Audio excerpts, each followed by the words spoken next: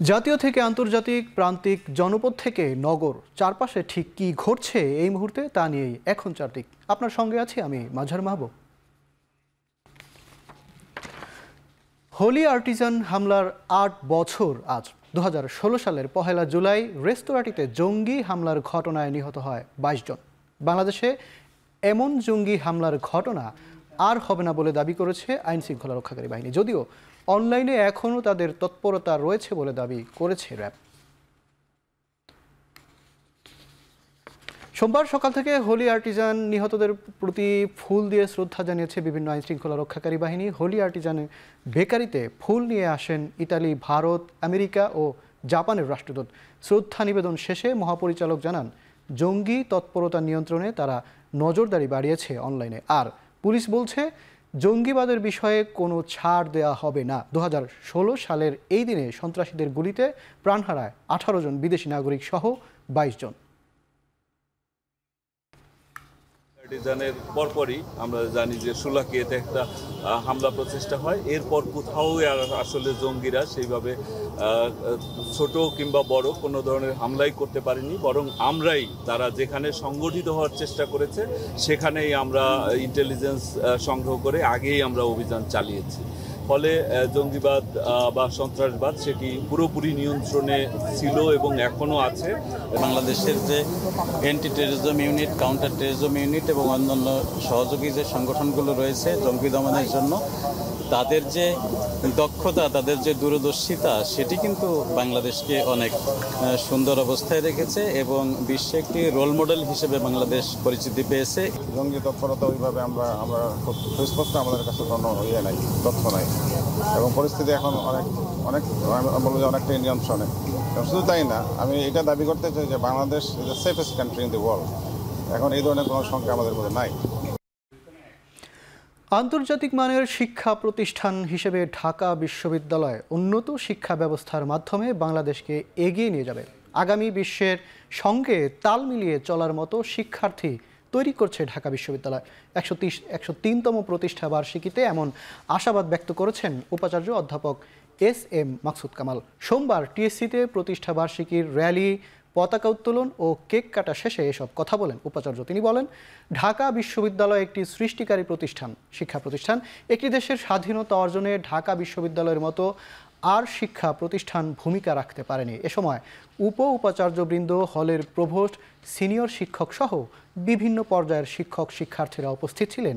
এর আগে উপাচার্যের বাসভবনের সামনে থেকে র্যালি নিয়ে টিএসসি আসেন শিক্ষক ও শিক্ষার্থীরা। একটি জাতিসত্তার উন্মেষের জন্য যে ধরনের উপাদান থাকা দরকার, এই ঢাকা বিশ্ববিদ্যালয় তার সবকিছু করেছে। চতুর্থ শিল্প বিপ্লব এবং আগত পঞ্চম শিল্প বিপ্লব, এই দুয়ের উপযোগী করে সাবজেক্ট যেটি হোক না কেন, আমরা আমাদের বিশ্ববিদ্যালয়কে পরিণত করি, আমাদের শিক্ষার্থীদেরকে আন্তর্জাতিক মানের শিক্ষার্থীদের পরিণত করতে হবে। সর্বজনীন পেনশন স্কিমের বৈষম্য নিরসনের দাবিতে লাগাতার ধর্মঘট পালন করছেন ঢাকা বিশ্ববিদ্যালয়ের শিক্ষকরা। বিশ্ববিদ্যালয় শিক্ষক ফেডারেশনের ডাকা পূর্ব ঘোষিত কর্মসূচি অনুযায়ী ধর্মঘট চলছে। সকাল থেকেই ঢাকা বিশ্ববিদ্যালয়ের সব ধরনের ক্লাস, পরীক্ষা বন্ধ রয়েছে। এছাড়া সব ধরনের একাডেমিক ও প্রশাসনিক কাজও বন্ধ রয়েছে। দুপুরে ঢাকা বিশ্ববিদ্যালয়ের কলা ভবনের সামনে শিক্ষক সমিতির ব্যানারে ধর্মঘটের সমর্থনে সংক্ষিপ্ত সমাবেশ করেন শিক্ষক নেতারা। এ সময় তারা বলেন, শিক্ষকদের মর্যাদাহানিকর সিদ্ধান্ত হচ্ছে নতুন ঘোষিত প্রত্যয় পেনশন স্কিম। বক্তারা বলেন, এটি সময়োপযোগী ও যৌক্তিক নয়।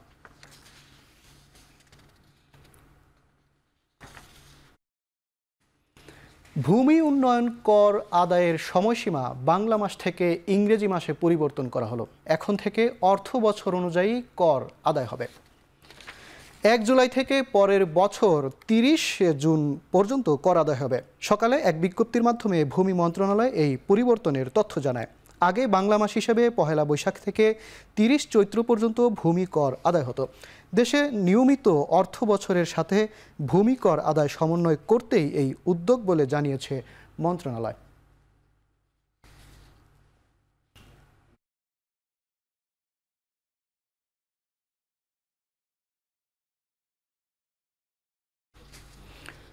সপ্তাহের ব্যবধানে বেড়েছে সব ধরনের সবজির দাম। কেজি প্রতি দাম বেড়েছে 7 থেকে 10 টাকা। স্বস্তি নেই মাছের বাজারেও। আকার ও জাত ভেদে কেজিতে 50 টাকা বেড়েছে সব ধরনের মাছের দাম। এছাড়া বরিশালের বাজারে এখনও বাড়তি দামে বিক্রি হচ্ছে পেঁয়াজ, আদা ও আলু। এতে বাজারে এসে রীতিমতো হিমশিম খেতে হচ্ছে ক্রেতাদের। আর এজন্য বৃষ্টির কারণে সরবরাহ কম হওয়াকে দুষছেন বিক্রেতারা।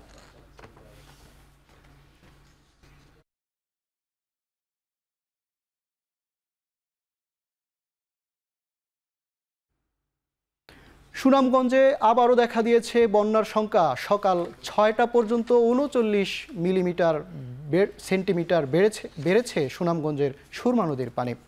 এরই মধ্যে বিপদসীমার 11 সেন্টিমিটার নিচ দিয়ে প্রবাহিত হচ্ছে সুনামগঞ্জের সুরমা নদীর পানি। এতে আবারও বন্যা আতঙ্কে দিন পার করছেন ভাটির জেলার 25 লাখ মানুষ। অন্যদিকে বিপদসীমার 30 সেন্টিমিটার ওপর দিয়ে প্রবাহিত হচ্ছে সিলেটের সুরমা নদীর পানি ও 81 সেন্টিমিটার ওপর দিয়ে প্রবাহিত হচ্ছে ফেন্সুগঞ্জ পয়েন্টে কুশিয়ারা নদীর পানি।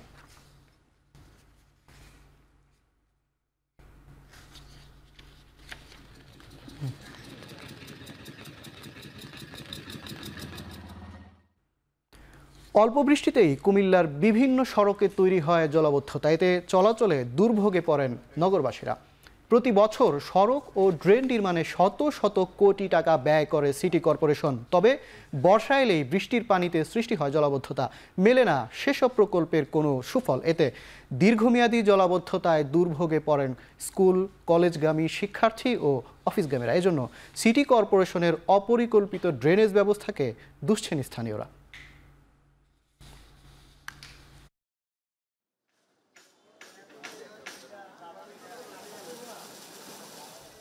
বর্ষাকাল আসলে আমরা একরকম পানিবন্দী থাকি। পানি এখান থেকে সরে না, সর্বসময় পানি থাকে। ড্রেনের কালভার্ট সময় না, শুধু ময়লা, পানি যেতে পারতেছে না। এবং কি জলার ভিতরে যে জায়গায় পানি যেত ওই জায়গায় গ্যারেজ ট্যারেজ দিয়ে আসি, ফাঁসা ড্রেন আসলে বিশাল 10 ফুট হয়ে গেছে, 1 ফুট। যাত্রীরও কষ্ট হয়, আমরাও কষ্ট হয়। তাছাড়া তো আমাদের গাড়ির তার তো সব ফেসফুস লাগিয়া শর্ট খাইয়া আগুন জ্বলে লাগা, আমরা তো বহুত কষ্ট করে গাড়ি টাইনা নিতে হয় এই পানি দিয়ে।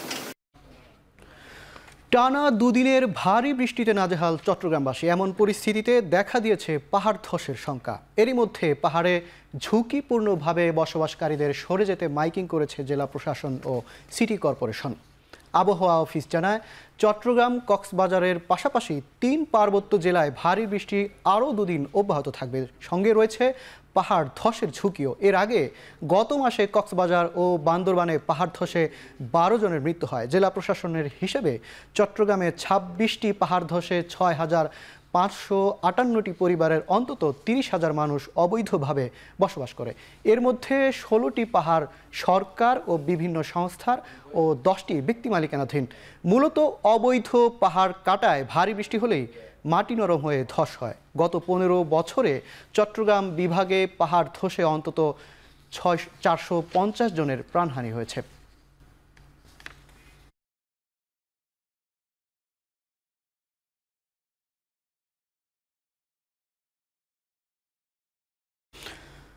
নৌবাহিনী প্রধানের সঙ্গে সাক্ষাৎ করেছেন ভারতের নৌবাহিনীর প্রধান। আজ বনানীর নৌ সদর দপ্তরে বাংলাদেশ নৌবাহিনীর প্রধান অ্যাডমিরাল এম নাজমুল হাসানের সঙ্গে সাক্ষাৎ করেন ভারতীয় নৌবাহিনী প্রধান অ্যাডমিরাল দীনেশ কে ত্রিপাঠী।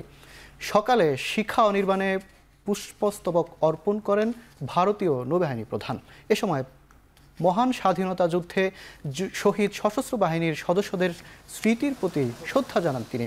শ্রদ্ধা জানানোর শেষে এর আগে তাকে গার্ড অব অনার প্রদান করে নৌবাহিনীর একটি চৌকস দল। পরে দুদেশের নৌপ্রধান পারস্পরিক কুশল বিনিময় করেন এবং দ্বিপক্ষীয় বিষয়ে বিভিন্ন বিষয়ে আলোচনা করেন। সাক্ষাৎকালে দুই দেশের আঞ্চলিক সমুদ্র নিরাপত্তা, পারস্পরিক বন্ধুত্বপূর্ণ সম্পর্ক উন্নয়ন ও সমুদ্র বাণিজ্য রক্ষায় বহুপাক্ষিক সহযোগিতার বিষয়ে আলোচনা হয়।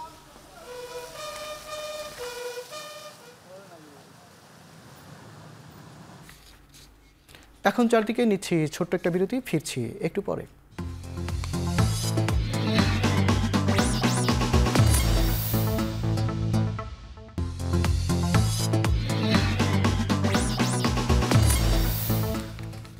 বিরতির পর আবারও ফিরে এলাম। আপনারা দেখছেন এখন চারদিক।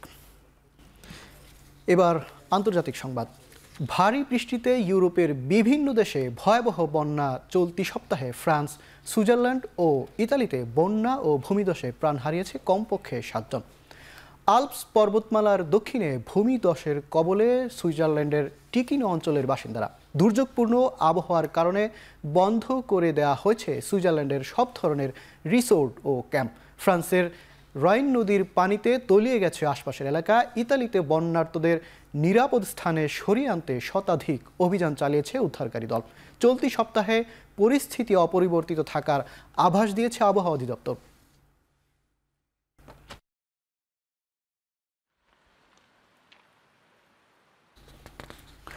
শক্তি সঞ্চয় করে প্রাণঘাতী রূপ নিয়েছে হ্যারিকেন বেরিল।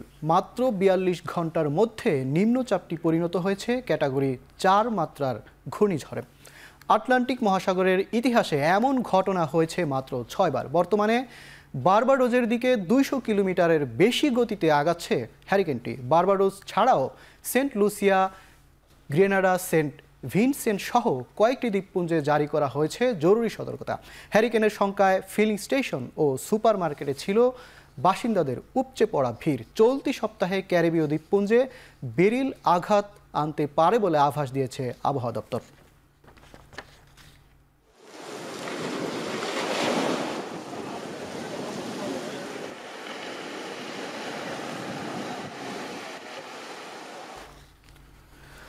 জনমত জরিপের মতো ফ্রান্সের পার্লামেন্ট নির্বাচনে বুথ ফেরত জরিপেও দাপট দেখাচ্ছে ন্যাশনাল র্যালি। দ্বিতীয় বিশ্বযুদ্ধের পর দেশটির ইতিহাসে প্রথমবারের মতো ক্ষমতায় থাকার সম্ভাবনা জাগাচ্ছে কট্টর ডানপন্থীরা।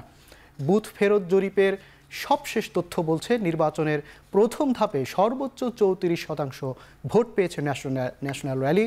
এতে ফ্রান্সের জাতীয় পরিষদের ভরাডুবির পথে প্রেসিডেন্ট ম্যাক্রোর দল এসেম্বল প্রায় 20.5% ভোট পেয়ে তৃতীয় অবস্থানে দলটি। এবারের নির্বাচনে ভোটার উপস্থিতির হার ছিল 65%, যা 27 বছরের মধ্যে সর্বোচ্চ। 2 পর্বের পার্লামেন্ট নির্বাচনের দ্বিতীয় দফায় ভোট গ্রহণ হবে 7 জুলাই। 577টি আসনের মধ্যে নিরঙ্কুশ সংখ্যাগরিষ্ঠতা পেতে হলে কোন দলকে জয় পেতে হবে? কোনো দলকে অন্তত 289টি আসনে জয় পেতে হবে। এদিকে কট্টর ডানপন্থীদের জয়ের আভাসে রাজধানী প্যারিসে পুলিশের সঙ্গে সংঘর্ষে জড়ায় বাম ও ডানপন্থী মধ্যমপন্থী দলগুলোর সমর্থকরা।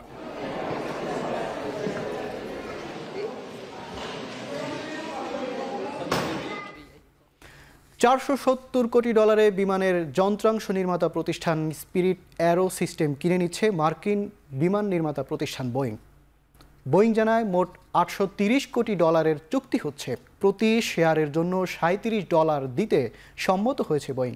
স্পিরিট অ্যারোস্পেসের বাজার মূল্য এখানে এখন $380 কোটি।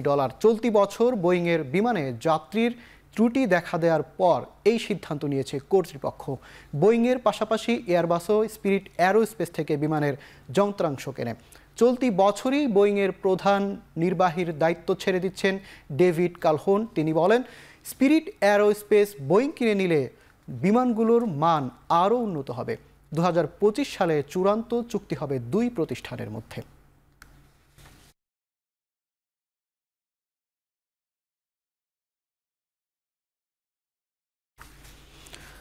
2024 সালে এখন পর্যন্ত এশিয়া প্রশান্ত মহাসাগরীয় অঞ্চলে সবচেয়ে ভালো অবস্থানে রয়েছে তাইওয়ানের শেয়ার বাজার। আর্টিফিশিয়াল ইন্টেলিজেন্স উন্নয়নে ভালো অবস্থানে থাকায় এখন পর্যন্ত তাইওয়ানের পুঁজিবাজারের একটি সূচক 28% বেড়েছে।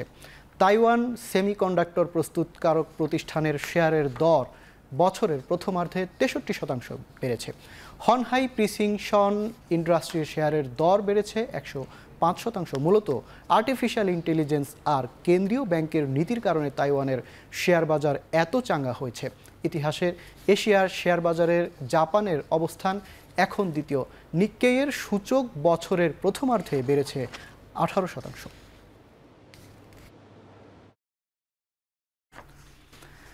জাপান, দক্ষিণ কোরিয়া আর যুক্তরাষ্ট্রের নৌসামরিক মহড়ার মধ্যে 2টি স্বল্প পাল্লার ব্যালিস্টিক ক্ষেপণাস্ত্র ছড়েছে উত্তর কোরিয়া। দক্ষিণ কোরিয়ার সামরিক মহড়ার মধ্যেই উত্তর কোরিয়া হুমকি দেয়া ভয়াবহ পরিণতির। সিউল জানায়, প্রথম ক্ষেপণাস্ত্রের 10 মিনিট পর দ্বিতীয়টি ছোড়া হয়। প্রথমটি 600 কিলোমিটার পর্যন্ত ওড়ে, দ্বিতীয়টি ওড়ে 120 কিলোমিটার পর্যন্ত। দ্বিতীয় ক্ষেপণাস্ত্রটি ধ্বংস হয়ে ধ্বংসাবশেষ গিয়ে পড়েছে উত্তর কোরিয়ার অভ্যন্তরে। পিয়ংইয়ং জানায়, গুরুত্বপূর্ণ একটি প্রযুক্তিপণ্য পরীক্ষা করা হয়েছে। এর একদিন আগে 3 দেশের যৌথ সামরিক মহড়ার পর এই জোটকে ন্যাটোর এশিয়ার সংস্করণ বলে উল্লেখ করে পিয়ংইয়ং।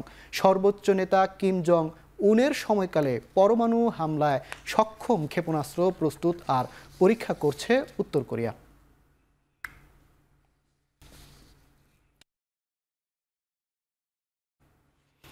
শেষ করছি এখন চারদিক। এখন টেলিভিশন ওয়েবসাইটে দেখতে ভিজিট করুন www.ekhon.tv।